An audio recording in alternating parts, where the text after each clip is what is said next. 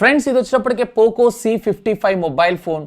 Looks మాత్రం really amazing గా ఉంది. ఈవెన్ ఇది G85 ప్రాసెసర్ తో మనకు రావడం జరుగుతుంది. సో వీడియోని ఇప్పుడే పాస్ చేసి ఇది ఎంత బడ్జెట్ సెగ్మెంట్ లో లాంచ్ అయ్యేటువంటి అవకాశం ఉంది కింద ఉన్నటువంటి కామెంట్ సెక్షన్ లో కామెంట్ చేయండి. నా ఎక్స్పెక్టేషన్ ప్రకారం ఇది సుమారుగా 7,500 వేల రూపాయల బడ్జెట్ సెగ్మెంట్ లో, మాక్స్ 8,000 రూపాయల బడ్జెట్ సెగ్మెంట్ లో లాంచ్ అయ్యేటువంటి అవకాశం ఉంది అనుకుంటున్నాను. బట్ ఆ బడ్జెట్ సెగ్మెంట్ లో కూడా లుక్స్ పరంగా ఈవెన్ దీంట్లో మనకి G85 ప్రాసెసర్ గేమింగ్ సెంట్రిక్ గా చూస్తున్నారంటే ముఖ్యంగా ఆ బడ్జెట్ లో రియల్లీ గుడ్ డీల్ అయ్యేటువంటి అవకాశం అయితే ఉంది. ఎందుకంటే G85 తో ఉన్నటువంటి ఫోన్స్ మనం 12-13 వేల రూపాయల బడ్జెట్ సెగ్మెంట్ లో ఎక్కువగా చూస్తుంటాం. బట్ అండర్ 10K అంటే గుడ్ మూవ్ అని నా అభిప్రాయం. ఈ రోజు ఈ ఎపిసోడ్ లో దీనికి సంబంధించినటువంటి కంప్లీట్ అన్బాక్సింగ్ అయితే మనం చూడటంతో పాటు నా క్విక్ రివ్యూని కూడా నేను మీతో అయితే షేర్ చేసుకుంటాను. Hi, this is Vasu again signing in. Welcome to my channel VaasuTechVlogs.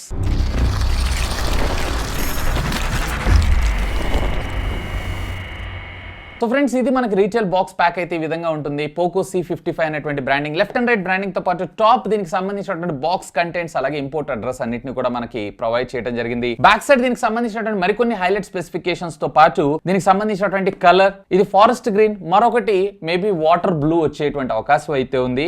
So first initial గా బాక్స్ ఓపెన్ చేయగానే మీకు ఫోన్ అలాగే దీన్ని పక్కకు పెట్టేసి చిన్న కాటన్ బాక్స్ ఉంటుంది. అఫ్ కోర్స్ దీంట్లో మనకి TPU కేసు ఉండాలి, బట్ దీంట్లో మనకి TPU కేసుని అయితే ప్రొవైడ్ చేయలేదు. ఒక యూజర్ మాన్యువల్ అలాగే సిమ్ కార్డ్ ఎజెక్షన్ పిన్ మనకు ప్రొవైడ్ చేయడంతో పాటు ఒక type A to micro USB cable అయితే మనం ఇక్కడ చూసాం. 2023లో కూడా వీళ్ళు మైక్రో USB ఏంటో నాకు అర్థం కాలేదు. టైప్ C తీసుకొచ్చి ఉంటే బాగుండేదని నా అభిప్రాయం. ఆఖరికి యాపిల్లో ఐఫోన్ లో కూడా మనం టైప్ C అయితే చూడబోతున్నాం. సో ఇక్కడ టైప్ C తెచ్చుంటే బాగుండేది. అఫ్ కోర్స్ కాస్ట్ కటింగ్ కోసం చేస్తుంటారు.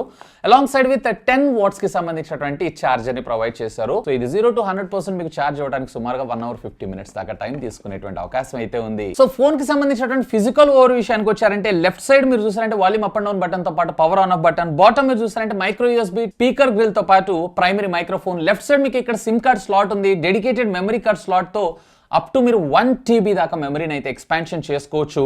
టాప్ మీరు చూసారంటే 3.5 ఆడియో జాక్, అలాగే బ్యాక్ సైడ్ మీరు చూసారంటే పోకో అనేటువంటి బ్యాడ్జింగ్ అండ్ వీళ్ళకి సంబంధించినటువంటి OG డిజైన్ అని అంటారు చూసారా, ఆ కైండ్ ఆఫ్ డిజైన్ తోనే మనం ఇది చూస్తున్నాం.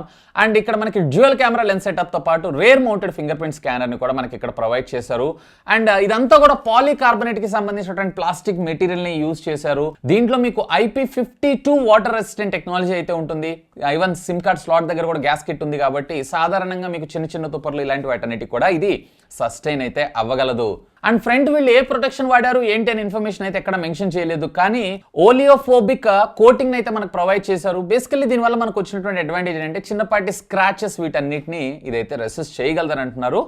బట్ కార్నింగ్ గొరిల్లా వర్షన్ 3ని అట్లీస్ట్ ప్రొవైడ్ చేసిన బాగుండేదని నా అభిప్రాయం. ఈవెన్ ఫోన్ థిక్నెస్ వచ్చేటప్పటికి 8.7 mm, టోటల్ ఫోన్ వెయిట్ వచ్చేటప్పటికి 192 grams. అండ్ బాక్స్ లో మనకి ఏ విధమైనటువంటి TPU కేసుని అయితే ప్రొవైడ్ చేయరు. ఈవెన్ ఫ్రంట్ సైడ్ వీళ్ళు మనకి ఏ విధమైనటువంటి స్క్రీన్ గార్డ్ ని కూడా ప్రొవైడ్ చేయలేదు.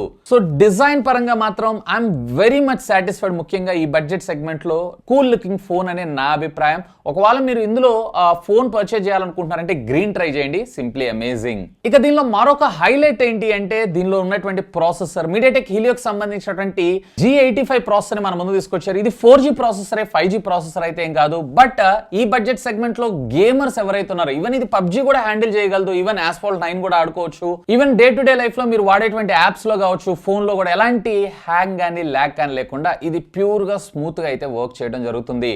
అండ్ నిజంగా one of the major key highlight అనే చెప్పుకోవచ్చు. ముఖ్యంగా 8-7 వేల రూపాయల బడ్జెట్ సెగ్మెంట్ లో రియల్లీ ఆసమ్. ఇక దీంట్లో మనకు వచ్చేటప్పటికి LPDDR4X టెక్నాలజీకి సంబంధించిన RAM UFS 2.2 స్టోరేజ్ ని మన ముందు తీసుకొచ్చారు.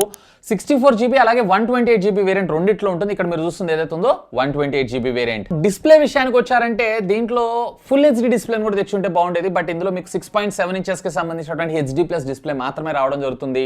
ఈవెన్ మనకు ఆపరేటింగ్ సిస్టమ్ సాఫ్ట్వేర్ ఏదైతే ఉందో మనకి 1080pకి సపోర్ట్ చేస్తున్నా కానీ స్క్రీన్ ద్వారా మనం 720p అవుట్పుట్ మాత్రమే మనం అయితే చూడగలం.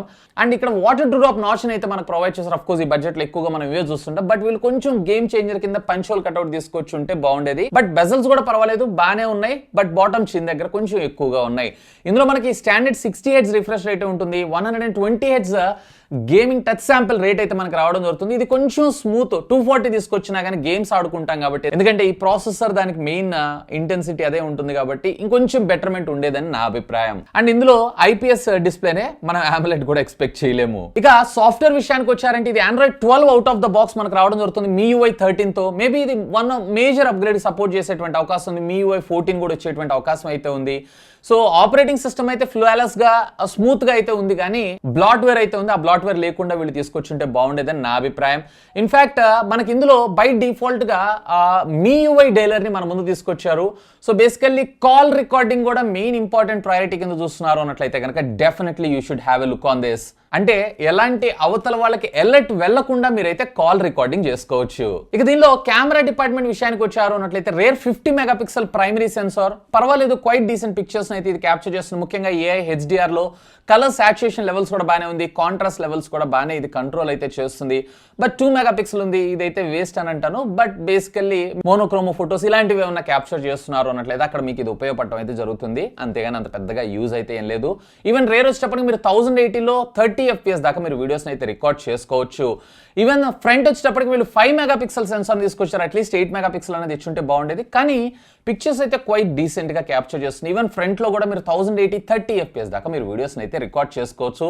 720కే పరిమితం కాకుండా ఇక్కడ కొంచెం ఒక స్టెప్ ముందు వేశారని చెప్పుకోవచ్చు. ఇక వైర్ అండ్ వైర్లెస్ కమ్యూనికేషన్ విషయానికి వచ్చారు అన్నట్లయితే దీంట్లో మనకి 4G నేను ఇందాక మీకు చెప్పినట్లు వివో వైఫై కాలింగ్ సర్వీసెస్ ఉంటుంది. క్యారియర్ అగ్రిగేషన్ సర్వీసెస్ అయితే ఉండదు, కానీ మీకు డ్యూయల్ బ్యాండ్ వైఫై అలాగే బ్లూటూత్ 5.0 టెక్నాలజీని కూడా మన ముందు తీసుకొచ్చారు.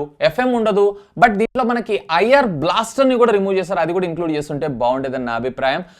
సెకండరీ నాయిస్ క్యాన్సిలేషన్ కూడా ప్రొవైడ్ చేస్తుంటే ఫోన్ కాల్స్ మాట్లాడుతున్నప్పుడు మరింత బెటర్ క్వాలిటీగా మీరు ఫోన్ కాల్స్, ముఖ్యంగా లౌడ్ స్పీకర్ ఎక్కువగా యూజ్ చేసే వాళ్ళైతే అక్కడ కొంచెం ఒకసారి అయితే ఆలోచించండి, అది కూడా తెచ్చుంటే బాగుండేది. సో ఓవరాల్ గా చెప్పాలన్నట్లయితే ఈ బడ్జెట్ సెగ్మెంట్ లో ఒక మంచి లుకింగ్ ఫోన్ తో పాటు కొంచెం గేమింగ్ సెంట్రిక్ గా కూడా చూస్తున్నారు అన్నట్లయితే have a look on that. But మీరు ఇక్కడ కొన్ని విషయాలకైతే కాంప్రమైజ్ అవ్వాల్సి ఉంటుంది. లైక్ ఇందులో మనకి మైక్రో USB పోర్ట్ ని ప్రొవైడ్ చేశారు. ఫాస్ట్ ఛార్జింగ్ టెక్నాలజీ లాంటి ఫీచర్స్ అయితే ఏముండదు. క్యారియర్ అగ్రిగేషన్ సపోర్ట్ ఉండదు. So fast high speed internet use చేసుకోవాలనుకుంటున్నారు అన్నట్లయితే, అంటే ఆ సెగ్మెంట్ లో మీ ఏరియాలో అవైలబుల్ ఉంది అన్నట్లయితే ఈవెన్ టచ్ శాంపిల్ రేట్ కూడా ఇంకొంచెం బెటర్మెంట్ గా తీసుకొచ్చుంటే, అండ్ ముఖ్యంగా డిస్ప్లే వచ్చేటప్పటికి HD+ డిస్ప్లే మాత్రమే. Apart of this rest of the features అన్ని కూడా క్వైట్ ఆసమ్ అని నేను చెప్తాను. అండ్ నా ఎక్స్పెక్టేషన్స్ ప్రకారం సుమారుగా ఇది 7,500 వేల రూపాయల బడ్జెట్ సెగ్మెంట్ లో లాంచ్ అయ్యేటువంటి అవకాశం అయితే ఉంది. ఎనీవే యూట్యూబ్ కొత్తగా మనకి యూట్యూబ్ షాప్ అనే ఫీచర్ తీసుకొచ్చింది. ఇక్కడ కార్ట్స్ లో వదిలేస్తాను, ఇక్కడ క్లిక్ చేసి నేను సజెస్ట్ చేస్తున్న ప్రొడక్ట్స్ మీకు కావాలంటే పర్చేజ్ అయితే చేయొచ్చు. ఈ ప్రొడక్ట్ సంబంధించిన లింక్ కూడా ఈ వీడియో కింద ఉన్నటువంటి డిస్క్రిప్షన్ అలాగే షాపింగ్ కార్ట్ లో కూడా యాడ్ చేస్తాను. Have a look on that. And price release అయిన వెంటనే ఈ వీడియో కింద ఉన్నటువంటి కామెంట్ సెక్షన్ లో పిన్ చేసి పెడతాను. Have a look on that. మీకేమనిపిస్తుంది దీని గురించి లెట్ మీ నో. ఖచ్చితంగా కింద ఉన్నటువంటి కామెంట్ సెక్షన్ లో కామెంట్ చేయగలరు. That's all for today. This is Vasu signing off. Have a great day. I know you told your friend you're not okay, and tell me what's wrong and why you never